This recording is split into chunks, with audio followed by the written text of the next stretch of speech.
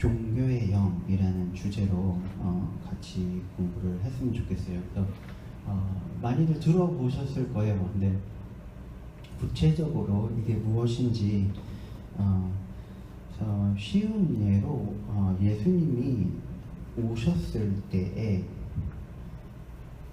예수님을 반대했던 사람들과 예수님을 메시아로 여기고 따랐었던 사람들이 있죠. 이렇게 대부분 이렇게 큰 그룹으로 이렇게 양분이 되는데, 대부분 반대했었던 사람들은 어떤 사람들이었죠? 바리새인들이나 사두개인들이나 이렇게 특히 이제 종교적 혹은 나라의 리더들, 그런 분들이 바울을, 그 당시에 이제 사울이었던 바울을 포함해서 그런 사람들이 대부분 예수님을 핍박했죠. 그리고 일반 평민들은 예수님을 대부분 따랐었어요. 그래서 그것이 어떠한 일종의 물론 다 그런 건 아니죠. 뭐 니고데모라든지 뭐 이렇게 받아들이는 사람들도 있었지만, 결국에는 이제 예수님이 하신 얘기가 뭐죠? 너희가 아버지를 알지 못한다. 알았다면은 나를 니네가 못 알아봤을 리가 없다. 니네가 성경을 모른다. 성경을 니네가 안다면은 거기에 계속해서 시편과 이사야서와 거의 모든 곳에서 예언되어지는 나를 알아봤었어야 되는데 그렇지 못했다라는 거죠. 그래서 이사야서에 써져 있는 말씀을 예수님께서 나사렛에서 직접 읽으시면서 너희가 눈앞에 보는 내가 이것이 현실이 된 사람이다 라고 얘기를 하는데, 처음에는 은혜 받다가 그 얘기를 하니까 우리 옆집 사는 제 코올리게 예수네 이렇게 되면서 이제 못 받아들이게 되다가 결국에는 예수님이 무슨 말까지 하세요? 선지자는 그 고향에서 대접을 받지 못한다 라는 얘기를 하니까 그 사람들이 격분을 하게 되죠. 뭐 네가 선지자라고? 우리가 널 못 알아본다고? 왜 적반하장이 되면서 결국 죽이기까지 절벽에 끌고 가서 밀어버리려고 하는 그러한 지경까지 이르게 되죠. 그래서 결국에는 종교의 영의 어떤 역할이 보통 이렇게 된다라는 거죠. 메시아를, 하나님의 가르침을 혹은 하나님 자신을 못 알아보게 만드는, 그래서 엉뚱한 거. 그럼 그 바리새인들이 평생에 공부해야 한다는 건 뭐예요? 하나님과 전혀 상관없는 거를, 똑같은 토라, 그 구약 성경을 읽고 그 플러스 이제 그 사람들이 율법인 탈무드를 읽었지만 정작 하나님은 하나도, 요새는 말로 1도 몰랐다라는 그런 얘기인 거죠. 그래서 특히 그래서 이러한 종교의 영이 이렇게 바리새인들에게도 역사하지만 또 다른 말로는 사두개인들에게도 역사를 하죠. 바리새인들은 뭐예요? 종교의 지도자들이고, 사두개인들은 물론 이제 종교적으로도 위치가 있었지만 좀 더 정치적인 사람들이었던 거죠. 그래서 특히 이제 헬레니즘, 이렇게 로마인들이 들어오는 것에서 신앙보다는 조금 더 이렇게 타협된 어떤 그러한 교리를 가지고 있었던 사람들이네요. 그래서 종교의 영도 역사하는 방식이 크게 이제 한 두 가지로 분류를 해요. 그래서 교회 안에서 교회의 교리를 왜곡시키는 방식으로, 또 하나는 교회 밖에서 사회의 문화나 우리 삶의 방식 같은 거를 우리가 하나님의 방식보다 우선되게 생각하게 만드는 거죠. 그래서 먼저 이제 교회 안에서 역사하는 걸 한번 패턴을 볼게요. 그래서 교회 안에 종교의 영은 어떻게 역사하나, 목사님도 오늘도 말씀하시고 자주 말씀하시는 얘기지만 을에 주어지는 직분, 이러한 것들이 이제 하나의 예라고 볼 수가 있죠. 그래서 이게 사실 어떻게 보면은 다른 나라는 모르겠는데 우리나라에만 약간 있는 그런 거예요. 이렇게 그냥 집사로 여겨주는 거. 교회에 이렇게 누군가가 들어오면 특정 나이고 그러면은 그냥 형제자매라고 부르기 좀 저거 하니까 그냥 집사님이라고 대우해줘서 이렇게 불러주는 거죠. 그리고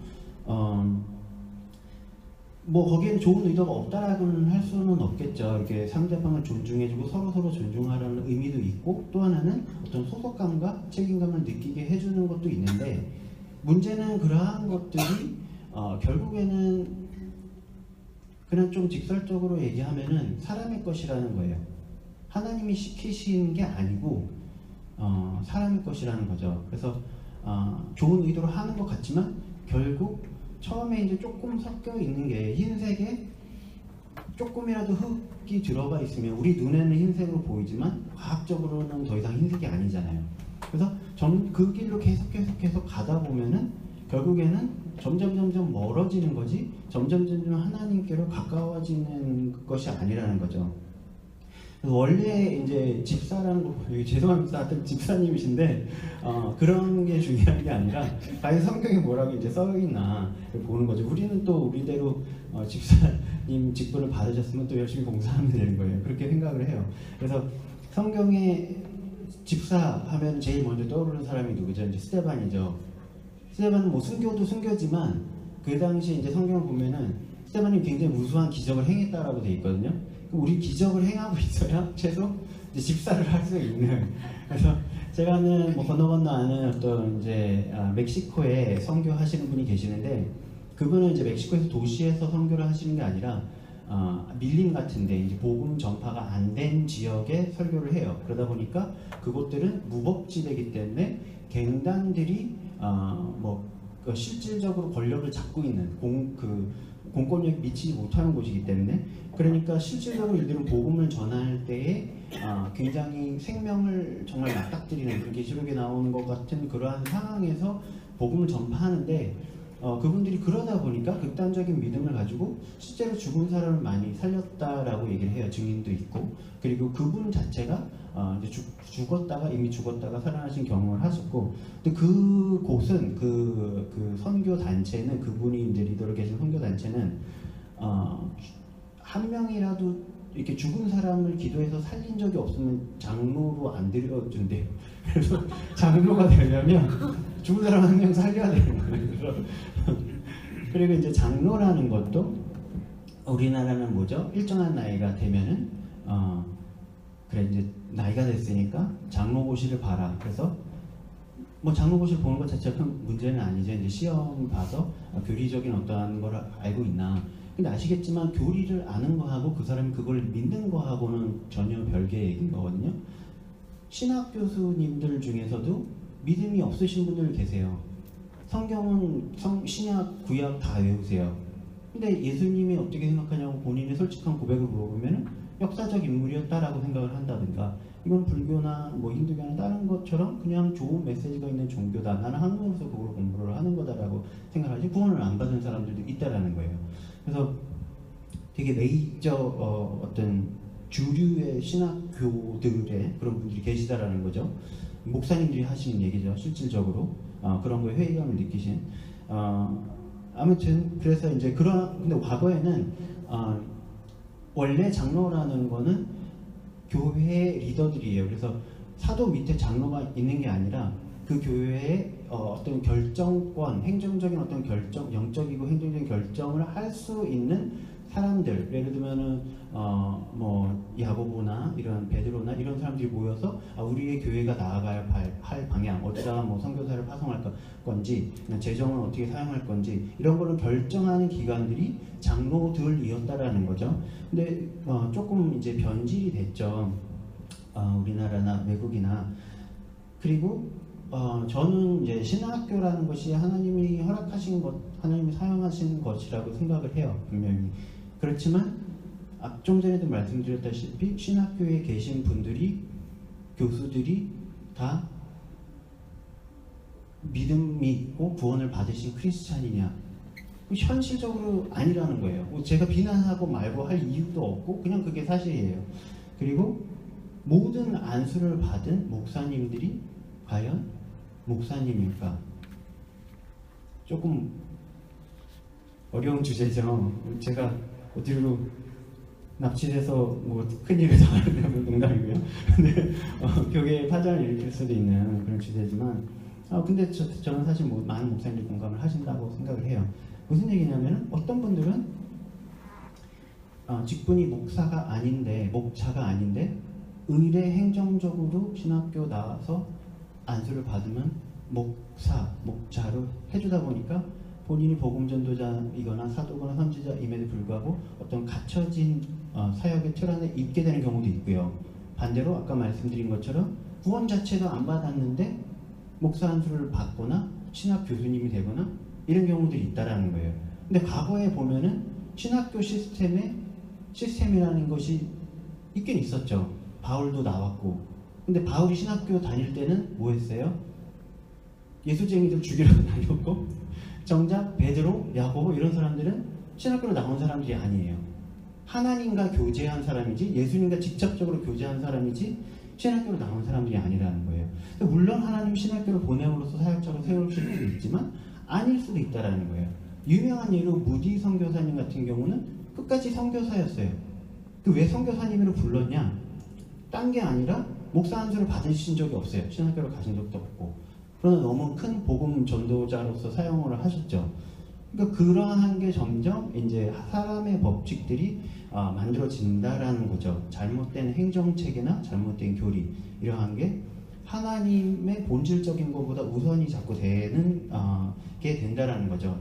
그 많이 말씀드렸지만 응사중지론 성경에 분명히 아니라고 써져 있고 성령님이 분명히 아니라고 하시는데 내가 잘못 믿은 것이 성경보다 더 커지는, 그리고 오중직분이 온전히 없다, 폐하여졌고 목사와 복음 전도자와 교사만 있다. 성경 어디에도 써져 있지 않아요. 그런데 그런 잘못된 교리가 전달됨에 따라 뭐가 활성화되지 않아요. 사도적인 기름 부으심과 선지자적인 기름 부으심이 활성화되지 않고 9가지 성령의 은사가 활성화되지 않죠. 그러면 결과적으로는 어떠한 열매가 나와요?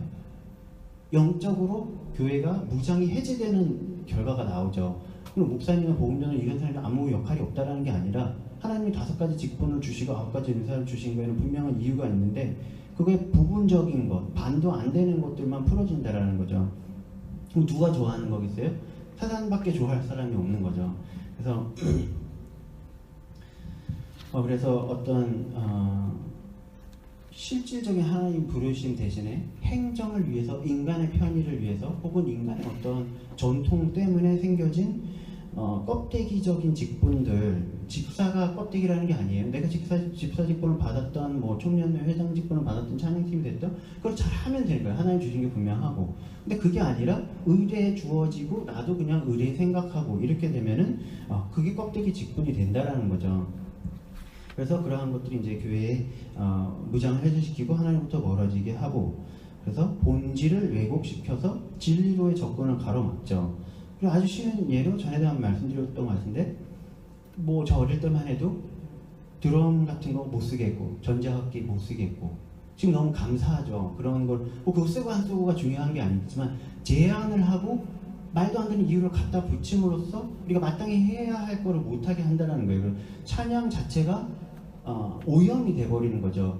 그 악기가 하나도 없어서 못 쓰는 게 중요한 게 아니라 잘못된 이유로 찬양 안에 자유함이 없게 되기 때문에 하나님을 찬양하는 게 아니라 잘못된 교리를 찬양하고 있는 그러한 걸 하게 된다는 거죠. 그래서 드럼을 못 쓰게 한 이유가 이방의 악기다. 드럼은 타악기라는 것 자체가 영적으로 안 좋은 거다. 외설적이고 이런 식으로 생각을 한 거예요.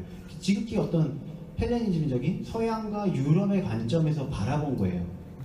그러다 보니까 이스라엘에서는 타악기가 있는데 다윗이 속으로 두드렸다고 하는데 타악기를 쓰면 안 되는 거고 누가 만들어낸 거예요? 그냥 그 사회, 그 교회가 만들어낸 거죠.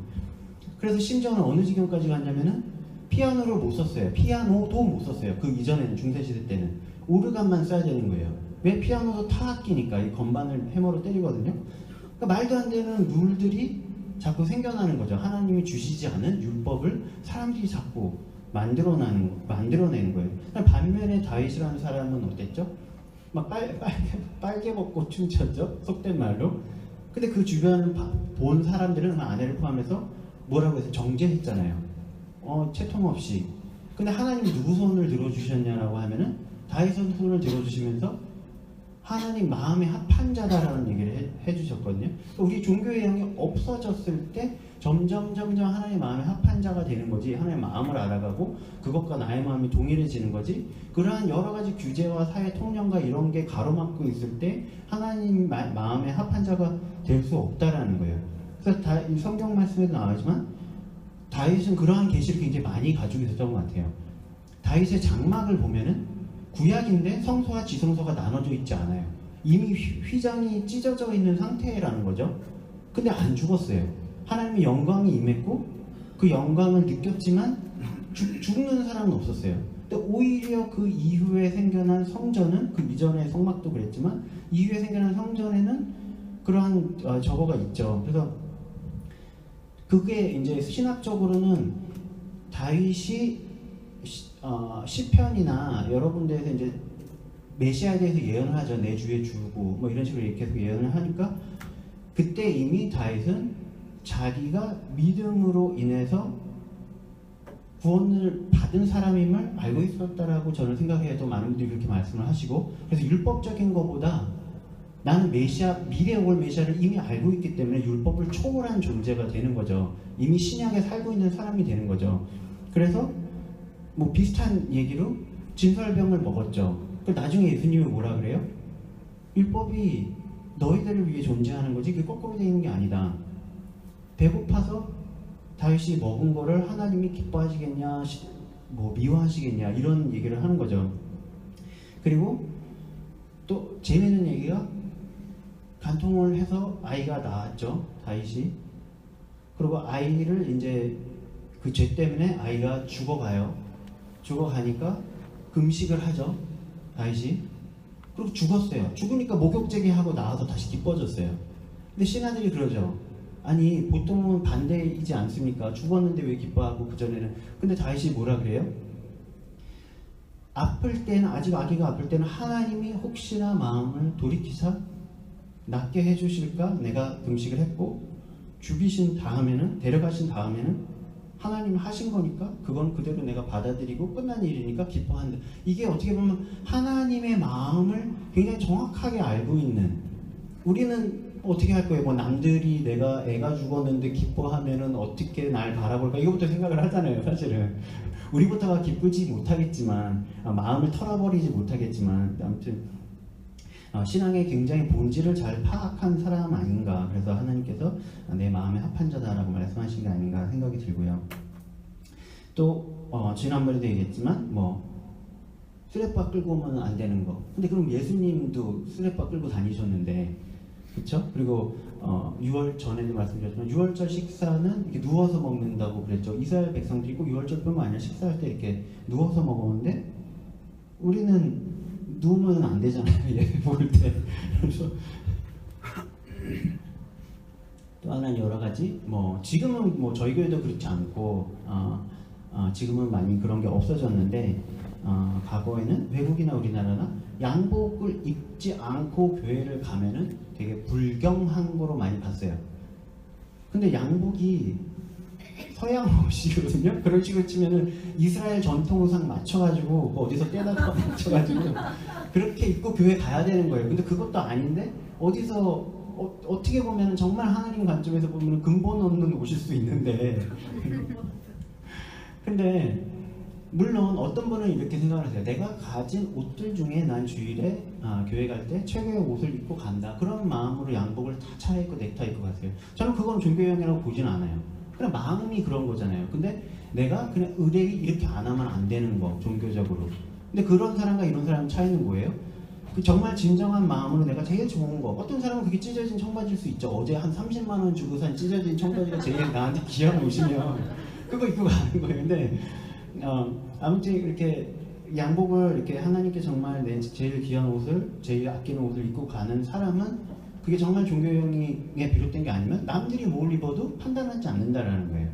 근데 내가 종교적인 이유 때문에 양복을 입고 가는 사람은 저 사람 넥타이 안 했네? 저 사람 뭐 자켓 안 입었네? 저 사람 청바지 입고 왔네? 이렇게 된다라는 거죠. 그리고 뭐 요새 이제 뭐 핸드폰으로 성경을 많이 보시죠. 저도 그렇게 하는데 여러 가지 편의성이 있어요. 말씀 검색할 때도 편하고 단어를 찾을 때도 편하고 번역을 대조할 때도 편하고, 물론 장단점은 있다고 봐요. 핸드폰은 2년마다 바꾸죠. 우리 진수는 1년마다 바꾸는데 2년마다 바꿔요.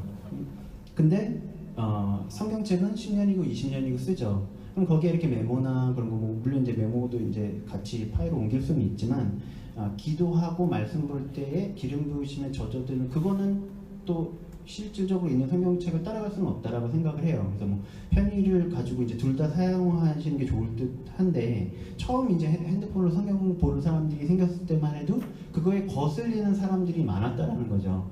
어떻게 불경하게 핸드폰으로 성경책을 보나. 근데 이제 생각을 해보면은 원래 성경책이었을까요? 두루마리였거든요. 그리고 필사를 했어야만 됐어요. 그러면은 책이 처음 나왔을 때도 어디 책을 교회에 책을 가져와 두루마리 펴야지, 어디 활자로 찍은 성경을 가져와 필사해야지, 신앙이 있으면 필사해야지 어디 반칙을 해, 그렇게 생각하는 사람 분명히 있었을 것 같아요. 실제로 중세시대 때는 성경책을 워낙에 귀하기도 귀했고 다 필사를 했어야만 됐으니까 그거를 일반인들이 보면은 뭐 미혹에 빠진다, 그래서 성직자들만 열람을 할 수 있었고 그것에 대한 가르침을 받으려면은 평민들은 성직자한테 가서 가르침을 받는 것밖에 없었어요.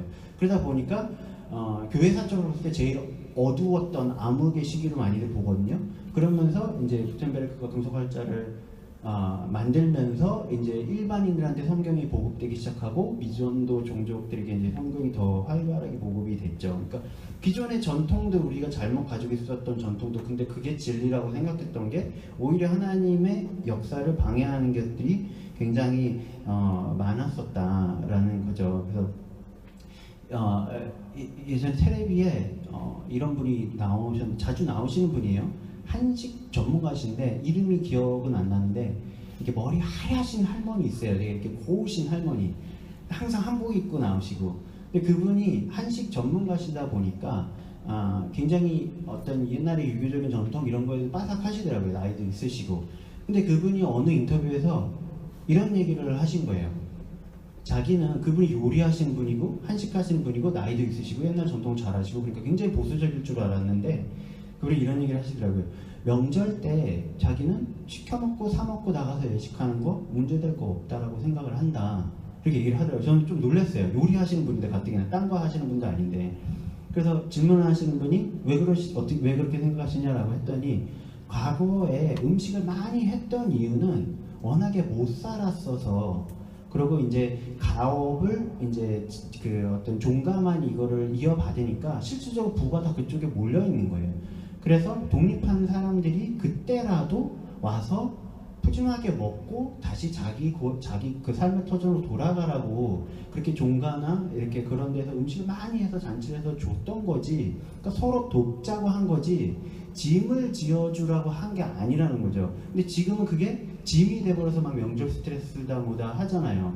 그러니까 주객이 전도된 거라는 거예요. 원래 돕기 위해서 한 건데 그게 어떤 형식이 더 주가 돼버리니까 실질적으로 사람들이 손해를 입으면서도 계속 의뢰해왔으니까 하고 안 하면은 뭐 되게 콩가루 집안 되고 약간 이렇게 된 거죠. 그래서 이분이 되게 탁월하신 분이구나 라고 생각했는데 알고 봤더니 온누리교회 권사님인가 그러시더라고요. 크리스천이시더라고요. 그래서 하나님이 주시지 않는 행정체계와 규칙을 자꾸 만들어내고 그것이 신앙의 본질, 하나님의 뜻보다 우선이 되게 만드는 것이 종교의 영이다. 특히 종교의 영 안에서 행사하는. 그래서 들어오는 통로는 뭐 예상하시겠지만 교만, 자기의 이런 거를 통로로 해서 들어오죠. 우리가 물론 잘못된 가르침은 받을 수 있어요.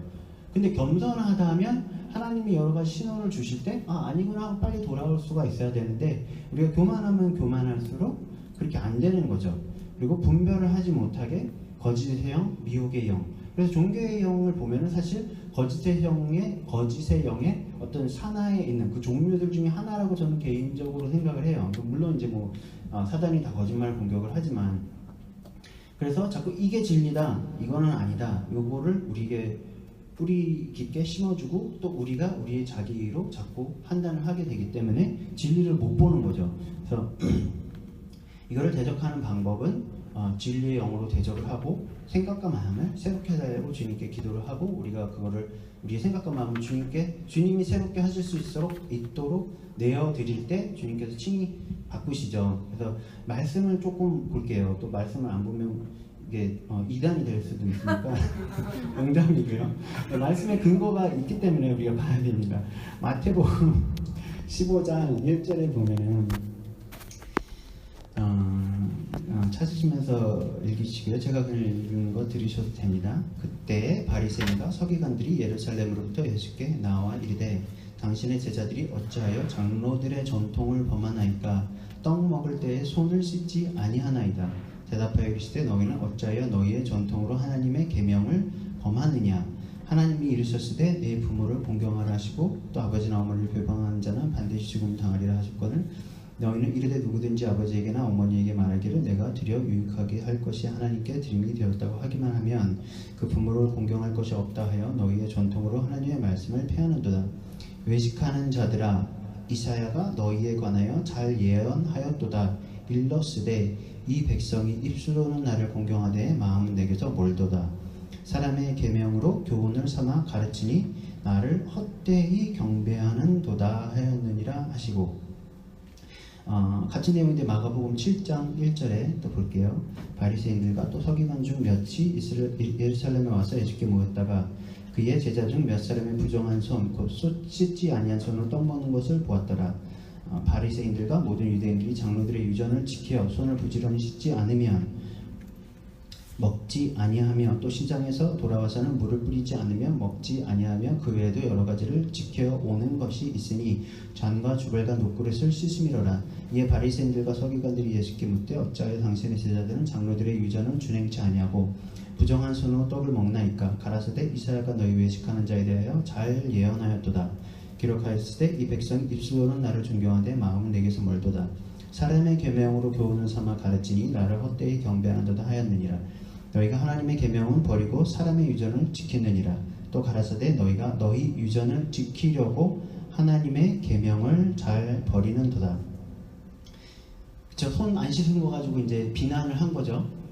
그랬더니 너희는 이상한 거 잘 지키면서 하나님 주시지 않은 거, 근데 그것이 하나님의 법칙과 위배되는 거, 부모님께 잘해야 되는데 그렇지 않고 이 핑계 저 핑계 되면서 나는 거룩하게 살았으니까 이건 부모님 하나님한테 한 게 부모님한테 한 거야, 뭐 이런 식으로 자기 그냥 편의에 끼워 맞추면서 손 안 씻은 것 같다가 이제 하는 거죠. 근데 그게 이제 성경을 조금 신학적으로 만약에 들여다보면은 그게 과연 모세오경에 있는 얘기냐? 없죠. 그런 얘기 없거든요.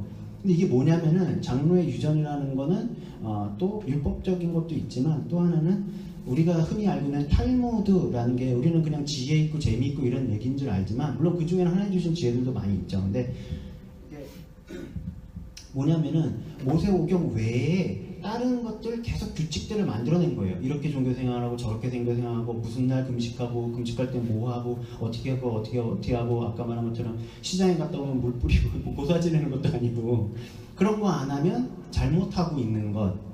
그래놓고 나중에 뭐예요? 안식일 날 예수님이 사람 고쳤더니 안식일을 어겼다고. 그리고 예수님이 하는 얘기가 뭐예요? 너희는 안식일 날 네 양이 뭐 어디 빠져도 우물에 빠져도 구하지 않느냐. 그런 건 일상적으로 해왔다라는 거거든요. 근데 예수님한테 트집을 잘라다 보니까 사람 고치는 거 가지고 사람이 양보다 훨씬 귀한데 완전히 주객이 전도된. 그래서 원래 그 항상 율법에는 상위법이 있죠. 하나님이 신약에 새로 주신 게 하나님을 사랑하고 이웃을 네 몸과 같이 사랑하는데 사랑하라고 한 건데 그 한참 저 밑에 있는 율법 때문에 사람을 미화하는, 그러니까 더 상위 법을 어기고 있는, 하나님의 법을 어기는 내 자기의로 그런 행동을 계속 한다라는 거죠. 그러면서 또 누가복음 7장에 보면은 29절에 모든 백성과 세리들은 이미 요한의 세례를 받은지라 이 말씀 듣고 하나님을 의롭다 하되 오직 바리새인과 율법사들은 그 세례를 받지 아니한지라 스스로 하나님의 뜻을 저버리니라. 왜 요한이나 세례 요한이 나타났어요? 예수님의 길을 미리 예비하기 위해서. 천국이 가까웠다고 하고 내가 앞으로 올 사람은 내가 뭐 신발끈도 못 매는 사람이다라고 하는데 그 뭐 기사와 이적과 그 행동으로 인해서 사람들이 다시 선지자로 받아들여서 다 세례를 받았는데 누구만 안 받았다라는 거예요? 바리새인과 율법사들과 바리새인들만 세례를 안 받은 거예요. 왜?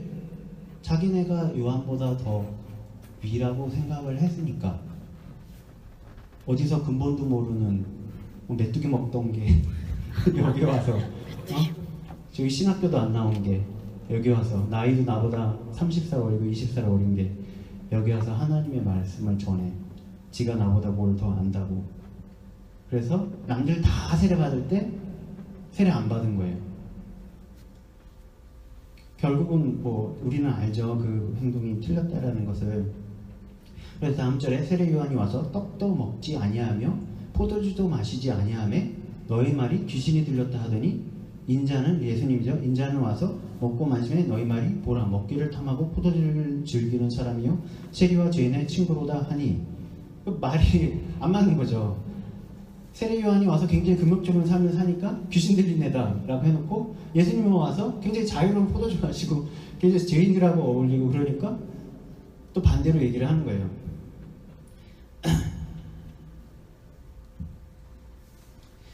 또 이제 비슷한 얘기지만 제자들이 안식일에 이제 지나가다가 배고파서 이제 밀 먹으니까 또 안식일에 먹는 거는 불법이 아니에요. 그럼 뭐가 안식일에 불법이에요? 안식일에 추수하는 게 불법이에요. 근데 지나가다가 이렇게 밀을 뜯어 먹었는데 배가 고파서 추수했다고, 안식일을 어겼다고 그렇게 되는 거예요. 그러니까 예수님이 이제 하시는 말씀이 다윗도 진설병 가서 먹은 거 니네가 모르냐? 이게 외식이다 니네가 생각하는 거는. 그러면서 이제 하시는 말씀이 뭐라고 하시죠? 이제 이러한 종합적인 거를 하시면서 하시는 말씀이 사람을 위해 안식일이 있는 거지 안식일에 위해 사람이 있는 것이 아니다. 그러므로 인자는 안식일의 주인이다. 이런 얘기를 하시죠. 근데 우리는 자꾸 반대로 생각을 한다라는 거죠. 아직 율법에 종된, 아직 그 계시를 우리가 성경에 받아놓고도 율법에 자꾸 종된 삶을 산다라는 거죠. 그래서 또 하나는 많이 아시는 얘기시죠. 이렇게 여인이 와서 향유 옥합을 예수님 발에 깨뜨렸어요. 그랬더니 제자들과 또 특히 어떤 복음서에는 이제 가룟 유다라고 이제 얘기를 하는데 뭐라고 그래요? 저거면은 몇 명을 구제했을 텐데 어디다 낭비하느냐. 우리가 그러한 모습을 굉장히 많이 하게 된다라는 거예요. 근데 예수님은 분명하게 얘기를 하셨죠. 내가 곧 떠날 거고 이 여자는 자기 전부를 들어서 날 장사해 준 거다. 성령님 인도를 받아서 한 아주 아름다운 행동이라는 거예요. 예수님이 가난하고 굶주리는 사람들에 대한 사랑이 우리보다 없고 제자들보다 없고 가룟 유다밖에 없어서 굉장히 낭비벽이 심한 사람이라, 아니면 허영이 가득하신 분이라 나한테 이 비싼 걸 다 썼네 그러면서 아이 좋아라 그렇게 하신 게 아니잖아요. 하나님이 선하게 보시는 거, 하나님이 지금 원하시는 게 따로 있는데 내가 자꾸 이게 맞을 거야, 이게 하나님이 원하시는 걸 거야, 이게 옳은 행동이야 라고 하니까 자꾸 위선적이고 종교적이고 정죄하는 이런 어려운 사람 도왔을 거다. 근데 또 어떤 복음서에는 가룟 유다라고 써져 있는 복음서에 이렇게 돼 있죠. 그가 정말 어려운 사람을 생각한 것이 아니라 그는 도둑이고 그거를 돈을 관리하는 사람이기 때문에 그걸 훔치려고 한 마음에서 한 말이다. 저는 그게 본질적으로 같은 거라고 봐요. 내가 그런 훔치려는 마음이 없어도 좀 자기 의로 생각을 해서 판단하고 잘못된 판단을 하거나 그릇된 판단을 하고 누군가를 정죄하고 야 이거면 뭐 더 선한 일을 할 수 있는데 라고 할 수 있지만, 선한 마음에서 했다라고 생각을 하고 나도 착각할 수 있지만 그 마음 깊숙한 데로 가면 그 말을 누가 줬겠어요? 사단이 줬고, 사단은 뭐하러 와요? 훔치고 죽이고 멸망하러 온다라는 거예요. 그럼 그거는 근본적으로 좋은 이유일 수가 없는 거예요. 명확한 예로 베드로가, 예수님이 이제 얘기를 하죠. 내가 이제 죽을 거고 그러면 하늘로 다시 올라갈 거야. 베드로가 뭐라고? 그럴 일은 절대로 일어나지 않을 것입니다. 예수님 뭐라 그랬어요? 사단아 물러가라 그랬죠. 인간적으로는 베드로가 한 말이 맞는 말이에요. 의리 있고 충성되고, 그쵸? 근데 오늘 목사님 계속 말씀하셨지만 영적인 관점에서 보면 예수님은 하실 일이 따로 있다라는 거예요. 근데 인간적으로 그거를 자기 열성으로 막으려고 한 거죠. 근데 거기에 뭐 베드로 섭섭했겠죠. 사실 인간적으로 나는 예수님 생각해서 말했는데 사단이라고 그러고 너무하시다라고 생각했을 수 있지만 예수님이 사랑이 없어서 그런 말씀 하셨겠어요? 베드로를 위해서도 그런 말씀 하시고 여기 성경이 기록되기 위해서도 그런 말씀 하시고 어찌됐건 진리와 예수님은 타협하시지 않으시니까 그 말씀을 하신 거예요. 뒤에서 예수님이 그 말을 하시고 뭐라고 말씀하세요? 너는 나를 넘어뜨리는 자고, 사단한테 한 얘기죠. 근데 베드로한테 꾸짖으셨다라고 성경에 또 써있어요. 너는 나를 넘어뜨리는 자고 하나님의 뜻과 일치하지 않는 사람의 생각은 결국에는 사단의 뜻이다라는 거예요. 우리가 말을 할 때 하나님의 말을 하느냐 사단의 말을 하느냐 둘 중에서 선택은 내가 하는 거라는 거죠. 근데 겉으로 보기에는 아주 좋고 의로운 행동으로 보이지만 그 인간적으로 옳다고 생각하지만 하나님의 뜻이 아닌 그 말과 행동은 사단의 행동이라는 거 예수님이 분명히 말씀을 하시는 거죠. 그래서 우리가 많이 그렇게 하죠. 베드로만 해도 이 말씀 어렸을 때 참 이해가 안 되잖아요. 왜 저는 그렇게 섭섭하게 하셨을까. 그래서 무엇보다도 하나님을 사랑하고 이웃을 내 몸과 같이 사랑하라. 다른 율법적인 사람의 유전과 전통 때문에 하나님이 사랑하는 명령을 어긴다라든지 혹은 사람의 생각 때문에 하나님이 우선이라고 생각하는 것 또한 그런 것들. 사실 지금 좀 전에 말씀드린 이제 베드로의 경우는 사실 종교적인 거라기보다는 문화 안에서 활동하는 그러한 종교의 영의 패턴이라고 볼 수 있어요. 그래서 문화 안의 종교의 영이라는 거는 뭐냐 아시겠지만 또 목사님 자주 말씀하시지만 살아온 방식, 자라온 방식, 꼭 그리스도인들에게만 있는 게 아니죠. 혹은 교리적인 어떤 문제만 있는 게 아니라는 거죠. 내가 살아온 방식, 내가 자라온 문화, 이러한 것이 그러한 것에서 선하다라고 보여지는 것, 좀 전에 베드로가 했던 그러한 행동, 혹은 마르다가 했던 그러한 행동, 그러한 것이 인간적으로도 꼭 종교적인 걸 떠나서도 그런 사회적으로도 그게 그러니까 그거를 반대했던 사람들이 이제 옳은 행동을 했다라고 생각을 하는 거잖아요. 그래서 과연 그러면은 우리는 결정을 해야 되는 거예요. 성경에 뭐라고 되어 있죠? 이 세대를 혹은 이 세상을 본받지 말고 생각과 마음을 새롭게 해서 그쵸? 그러면은 그게 무슨 얘기인 거예요? 이 세대, 이 시대와 그 장소의 가르침을 본받지 말라는 거예요. 그게 아무리 옳은 얘기처럼 들려도 아주 쉬운 얘기지만 우리는 이제 믿는 사람들이니까 극명한 얘기지만 언제 이게 또 다르게 바뀌어질지 몰라요. 굉장히 5년 10년 전하고 굉장히 달라진 게 뭐가 있냐면은 동성애라는 게 과거에는 종교를 떠나서 좀 터부시하는 것이었어요.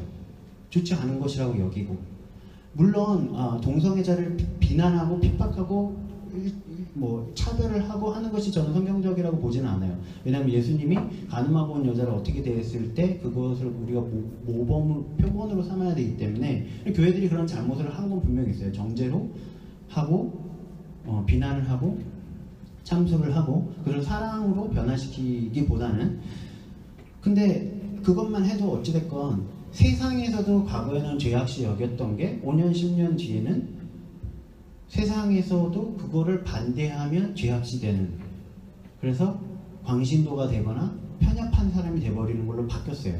뭐가 옳다 그르다를 얘기하기 떠나서 세상의 기준이라는 거는 언제든지 그 시류에 편승을 해서 바뀔 수 있다는 거예요. 또 그대로 돌아가 보면은 동성애가 허용이 됐었다가 여러 가지 폐해가 되니까 다시 금지됐던 예가 있거든요. 그러니까 이게 계속 돌고 도는 거죠. 자기네들이 피해를 봐서 금지를 했다가 또 한 10년, 20년, 30년, 몇백 년 지나면 까먹어요. 그럼 다시 허용을 해요. 그러다 피해를 보면 또 다시 폐해가 생기면 이런 식으로 돌아가는데 그러한 세상에 옳다고 말하는 것, 그러다고 말하는 것에 본받지 말라는 거죠. 성경에 분명히 사단도 빛의 천사를 가장해서 올 수 있다라는 거죠. 선한 얘기, 좋은 얘기를 할 수 있지만 그것이 하나님의 것이 아니라는 거죠. 우리가 그걸 하나님의 것으로 본다는 거죠. 천사는 뭘 의미해요? 하나님의 메신저를 의미하죠. 근데 사단이 광명의 천사로 와서 우리에게 얘기하면 우리가 속으면 이게 하나님 메시지구나 그러고 이제 한다는 거죠.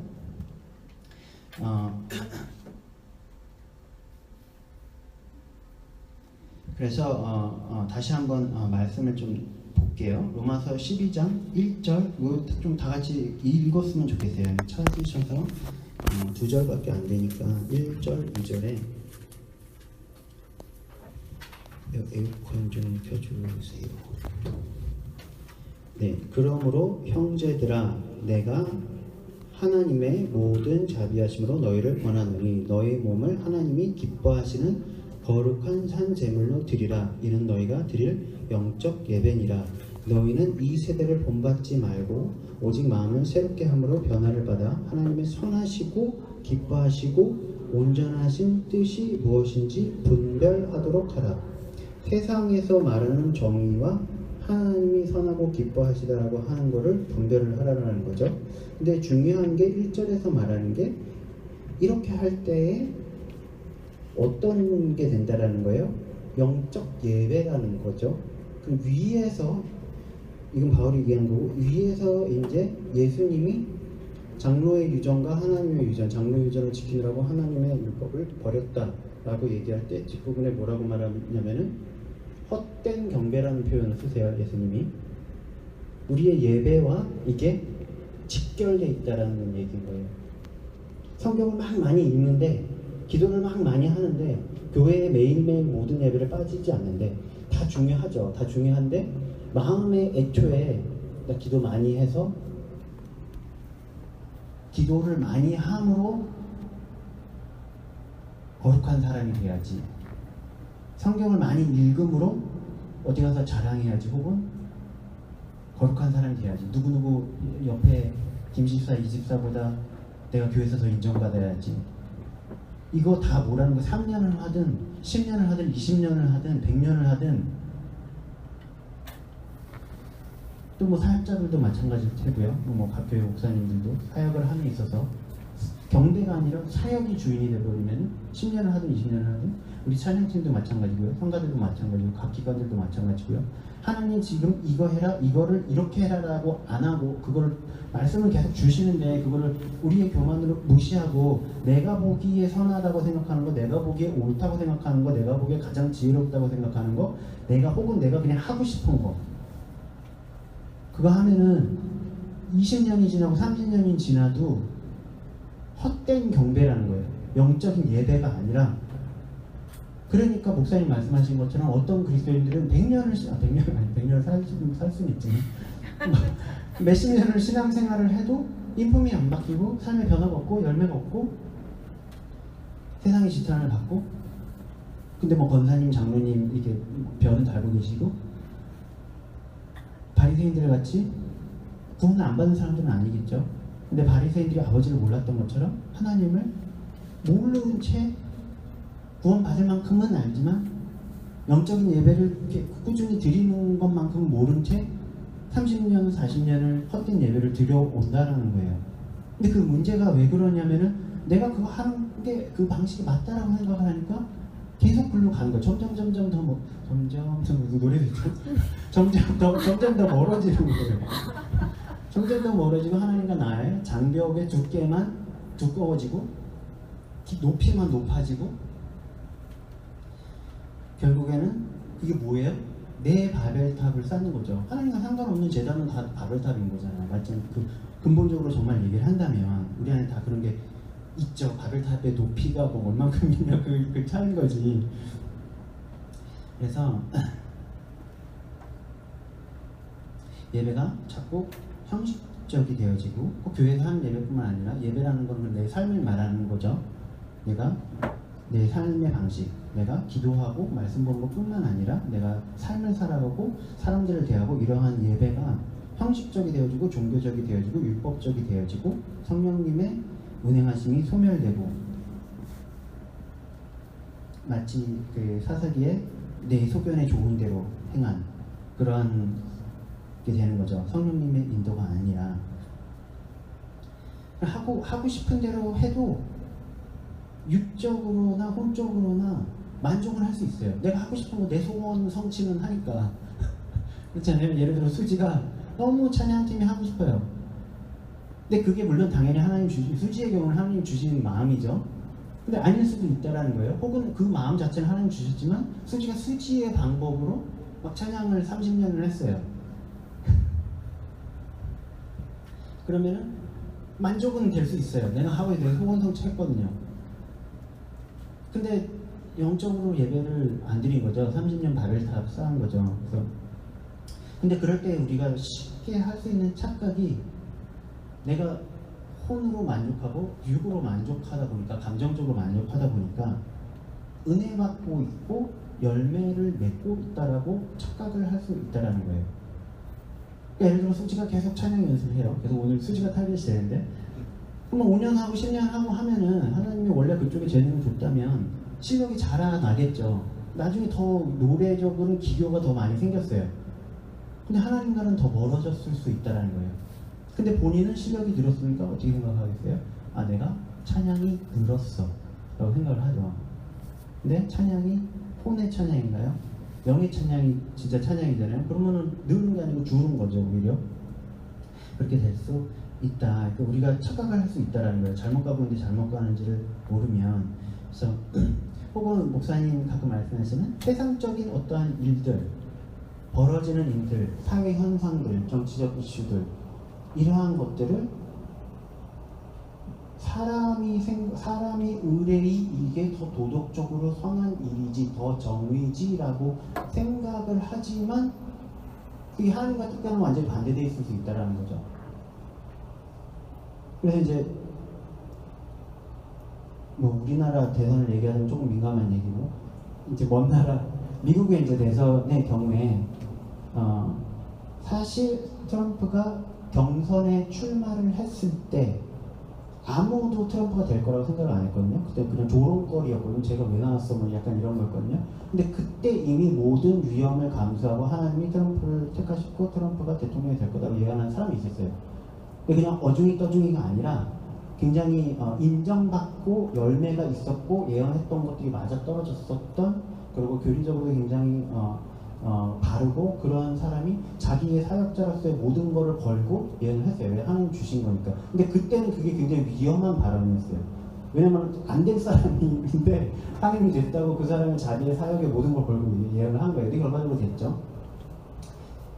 그러면 그때 많은 얘기가 있었던 게, 뭐 믿는 사람이든 안 믿는 사람이든 그런 예언을 들은 사람이든 아니든 인격적으로 너무 안 좋아 보이는데 왜 하나님이 저런 사람을 택할까? 혹은 그러한 예언을 안 듣는 사람은 저 사람은 정말 대통령 되면 안 되는 사람이다. 저는 그 사람이 완벽한 사람이라고 보지는 않아요. 완벽한 사람만 하나님이 대통령으로 올리신다면 뭐 전 세계 대통령이 없어야 되죠. 예수님만 오실 때까지, 예수님 오셔서 왕을 다스리실 때까지는. 근데 그럼에도 불구하고 사용하실 수 있는 사람을 하나님의 뜻에 맞게 쓰신다는 거에는 저는 동감을 해요. 그런 걸로 봤을 때 다른 경쟁자들 중에는 영적인 관점, 혼적인 관점 말고요, 영적인 관점으로 봤을 때 회칠한 무덤인 사람들이 있었어요. 그쵸? 겉으로는 훨씬 더 도덕적으로 보이고 겉으로는 훨씬 더 깨끗해 보이지만 실질적으로 뒤에서 문제가 있었고, 그게 또 대선 중에 실제로 드러났죠. 그래서 원래 그 사람이 될 뻔했는데 표가 일로 갔죠. 또 하나는 뭐 꼭 어떤 특정한 사람이 아니라 혹은 도덕적으로 뒤에 구린 부분이 없었던 사람도 있을 수 있어요. 오히려 그런 면에서는 트럼프보다 더 깨끗한 사람이었을 수도 있어요. 근데 자기 의로 똘똘 뭉쳐져 있는 나머지 하나님의 의에는 관심이 없었던 사람도 있다는 거예요. 아무튼 그러한 여러 가지 면에서 또 이분이 그럼에도 불구하고 실패할 수도 있고 안 좋은 대통령으로 남을 수도 있고, 정말 하나님이 세우셔서 순종을 잘한 대통령으로 남을 수도 있고, 그건 그 사람의 선택이 앞으로 남은 거고, 이제 미국의 그리스도인 내지는 세계의 그리스도인들 중보에 남은 거라고 저는 생각을 해요. 뭐 절대적인 거라기보다는 어찌됐건 하나님 그렇게 선택하실 수 있다라는 거죠. 근데 그거를 육에는 혼에는 세상의 도덕적인 잣대로 보면 이해가 안 되는 거예요. 왜 하나님이 저렇게 행하셨지? 아니 그럴 리가 없어. 근데 됐거든요. 근데 성경에 뭐라고 써있어요? 하나님이 왕을 올리시고 세우시고 하나님이 왕을 내리신다. 누가 됐든 결국에는 하나님이 허락하셨다라는 거예요. 저 사람한테 만족을 하든 그렇지 않든 이번 기회에는 그렇게 하셨다라는 거죠. 근데 조금 얘기가 좀 셌지만 어찌됐건 세상에서 일어나는 이런 일, 세상의 문화 이런 거를 육적인 관점, 혼적인 관점 혹은 문화적인 관점, 언제든지 변하는 그런 문화적인 관점이 아니라 자기가 아니라 영적인 관점, 이 영적인 세계에서 무슨 일이 일어나고 있는지, 하나님의 공회에서 왜 어떠한 일이 일어나고 어떤 사람이 위장자가 되고 어떠한 사람이 리더가 되고 이런 걸 하나님이 왜 정하셨는지를 알아야 된다는 거죠. 성경에 있는 것처럼 그러니까 하나님의 의전회의, 하나님의 보좌로 올라가서 그걸 우리가 계시를 들어서 이해하고 그거에 합당한 중보를 하는 사람이 돼야 된다는 거예요. 결과적으로 모든 크리스천들이 그걸 추구해야 된다는 거죠. 그래서 네, 시간이 길어질 만큼 기도를 하고 마칠게요. 그래서 아버지 하나님, 우리에게 지혜와 계시의 영을 주셔서 하나님에 대해 더 알게 해주시고 또 진리의 영을 우리에게 부어주셔서 우리의 생각과 마음이 새로워져서 또 우리가 겸손해져서 하나님이 주시는 신호와 사인들을 잘 받아들여서 그때그때 있는 우리의 잘못된 신앙과 믿음과 교리들과 우리의 자기 의들을 하나님이 친절히 인도하시고 가르쳐주시는 주님의 메시지로 대체시키고 잘 인도받아 따라갈 수 있게 해주시옵소서. 그러할 때에 우리의 신앙생활과 삶이 육신의 헛된 종교생활과 경배가 아닌 정말 신령과 진정으로 드리는 참된 영적인 예배가 되게 하여 주시옵소서. 예수님 이름으로 기도했습니다. 아멘.